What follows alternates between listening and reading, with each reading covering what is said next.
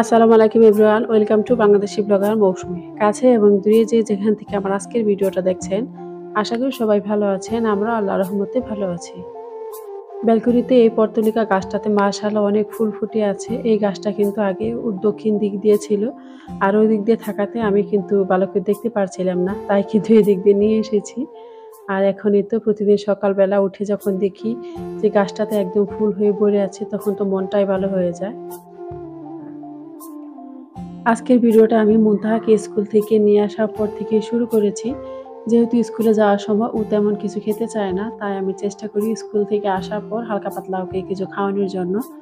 আর এখন ওকে কিছুটা ফল কেটে দিয়ে বাকি যে দৈনন্দিন কাজগুলো রয়েছে এগুলো আমি এক এক করে করে নেব। আশা করি আমার প্রিয় আপুদের কাছে ভালো লাগবে, তাই পুরো ভিডিও জুড়ে থাকার অনুরোধ রইল। ফ্রিজ তো আমরা সবাই পরিষ্কার করতে জানি, কিন্তু কিভাবে ফ্রিজ পরিষ্কার করলে কোনো প্রকার আষ্টে গন্ধ থাকবে না, সেই সাথে ফ্রিজটা একদম চকচকে করবে, তাই আপনাদের সাথে আজকে শেয়ার করব।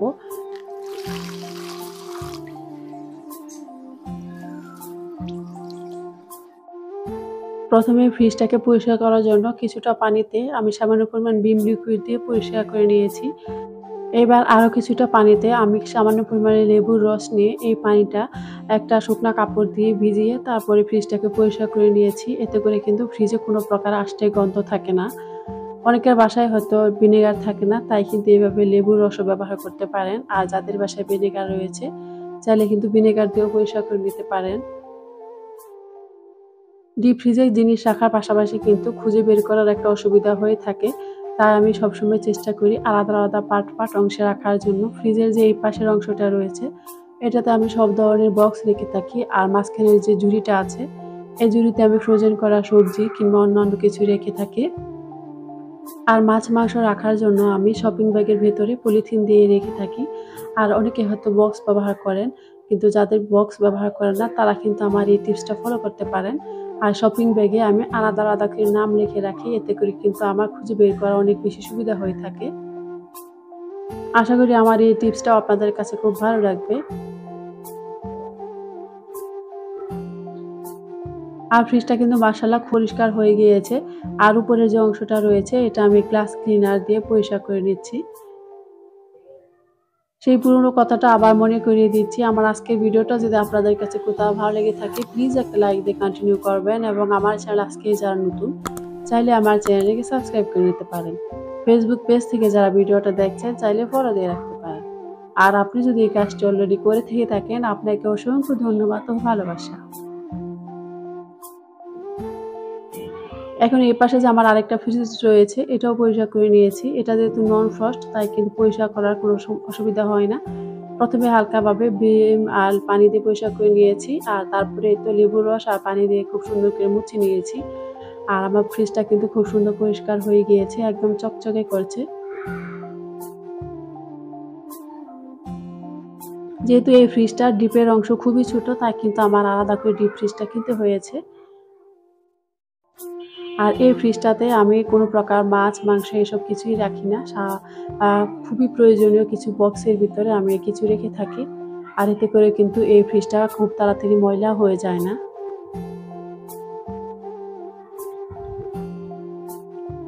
আর নরমালের যে অংশটা রয়েছে এগুলোতে তাকের উপরে আমি কিছু রেক্সিন ব্যবহার করে দিই। এভাবে রেক্সিন ব্যবহার করলে কিন্তু খুব সুবিধা হয়। এতে করে যদি কোনো প্রকার ময়লা কিংবা কোনো কিছু পড়ে, তাহলে কিন্তু পুরো ফ্রিজটা পরিষ্কার করার আর প্রয়োজন হয় না। উপর থেকে রেক্সিনটা উঠিয়ে পরিষ্কার করে রাখা যায়।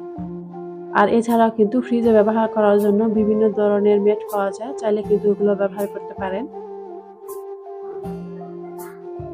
নিচের এই ড্রয়ারটাতে আমি আচার, টমেটো সস এছাড়াও বিভিন্ন কিছু রেখে থাকি। আর মাঝে দুইটা তাকে আমি দৈনন্দিন যে সবজিগুলো রান্না করি ওইগুলো রাখি, আর একটা তাক আমি একদম পরিষ্কার করে রেখে দিই। এটাতে রান্না করা খাবারগুলো আমি এখানে রেখে দিই।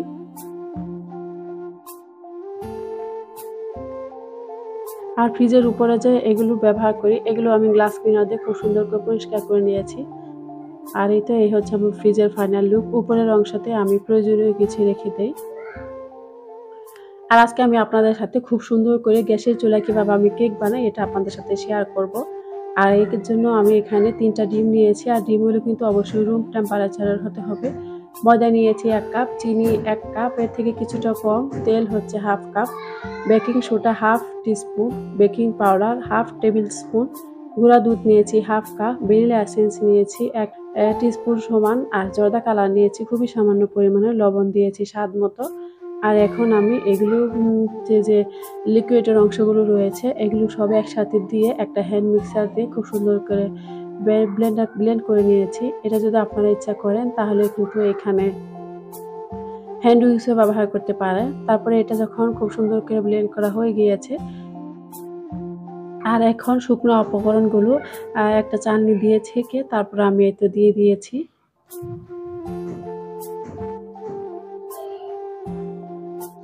আর শুকনো উপকরণগুলো দেওয়ার পরে কোনো প্রকার ব্লেন্ড করা যাবে না। এরকম করে স্প্যাচুলা দিয়ে আমি খুব সুন্দর করে একটু মিক্সড করে নিয়েছি। আমি ঠিকমতো আপনাদেরকে বোঝাতে পারছি কিনা আমি বুঝতে পারছি না। তারপরে যদি আপনারা কোনো বুঝতে অসুবিধা হয় তাহলে কিন্তু আমাকে কমেন্টস করতে পারেন। আর এখন এই ব্যাটারটা দেওয়ার জন্য আমি এখানে একটা টিফিন বাটির মতো নিয়েছি। এটা আমি পুডিং বানানোর জন্য নিয়েছিলাম। এটাতে কিন্তু আমি কেকও বানাই। আর এখন আমি এখানে কিছুটা তেল ব্রাশ করে নিয়েছি। আর উপর দিয়ে আমি একটা পেপার দিয়েছি। আর পেপারটা আমি কিভাবে কেটে নিয়েছি এটা তো আপনারা দেখতেই পেয়েছেন। আর ব্যাটারটার এরকম ঘনত্ব রেখেছি। আর কিছু আমি মুরব্বা কেটে উপর দিয়ে দিয়েছি, এতে করে কিন্তু কেকের স্বাদটা আরও বেশি বেড়ে যায়। এটা আপনারা চাইলে স্কিপ করতে পারেন। আমি বেশ কিছুদিন আগে মুরব্বা বানিয়েছিলাম। আর এটা কিন্তু ডিপ ফ্রিজে রেখে সংরক্ষণ করেছি। এখন চলে এসেছি চুলাতে। আর এরকম একটা সসপ্যান বসিয়ে দিয়েছি। আর এটা দিয়ে চুলার আঁচটা একদম লোতে রেখে দিয়েছি। আর এভাবে আমি প্রিহিট করে নিয়েছি 10 মিনিট। তারপরে কেকের যে ব্যাটারটা রেখেছি এই বাটিটা আমি উপর থেকে একটু এরকম ঝাঁকি দিয়ে করে নিয়েছি। এতে করে কিন্তু উপরে যে বাবেলগুলো রয়েছে এগুলো কিন্তু ভেঙে যাবে। আর ঢাকনার ছিদ্রটা বন্ধ করার জন্য আমি এখানে পেপার দিয়ে আটকে রেখে দিয়েছিলাম। আর এভাবে রেখে আমি 30 মিনিট রেখে দিয়েছি। আর 30 মিনিট পর ঢাকনাটা খুলে এখন একটা টুথপিক দিয়ে আমি চেক করে নিচ্ছিলাম যে কেকটা হয়েছে কিনা। কিন্তু 30 মিনিটে এই কেকটা পুরোপুরি বেক হয়নি, তার জন্য আমি আরও কিছুক্ষণ রেখে দিয়েছিলাম 5 থেকে 7 মিনিটের মতো। আর এখন আবার টুথপিক দিয়ে একটু দেখছিলাম, এটা কিন্তু খুব সুন্দরভাবে হয়ে এসেছে। আর কেকটা এখন ঠান্ডা করে নিয়েছি, নিয়ে চারপাশে ছুরি দিয়ে একটু কেটে এখন কেকটা মোল্ড আউট করে নিচ্ছি। মাশাআল্লাহ, কেকটা কিন্তু অনেক সুন্দর হয়েছে, সেই সাথে একদম পারফেক্ট হয়েছে। খেতেও কিন্তু অনেক মজা হয়েছিল আলহামদুলিল্লাহ।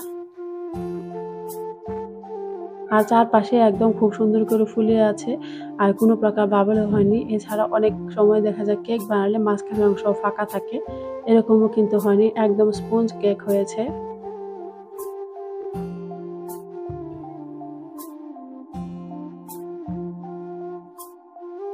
আর তারপরে ঠান্ডা করে এখন আমি কেটে নিচ্ছি। আর আপনারা দেখতেই পাচ্ছেন যে কতটা স্পঞ্জ হয়েছে আর কতটা সুন্দর হয়েছে। আর এখানে যেহেতু আমি সামান্য পরিমাণ জর্দা কালার ব্যবহার করেছি, তাই কিন্তু কেকের কালারটা খুব সুন্দর এসেছে।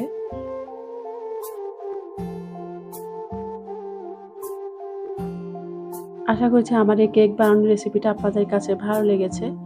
সেই সাথে পরবর্তী ভিডিও দেখার অনুরোধ জানিয়ে আজকের ভিডিওটা এখানেই শেষ করব। সবাই ভালো থাকবেন, সুস্থ থাকবেন। আল্লাহ হাফেজ। আসসালামু আলাইকুম।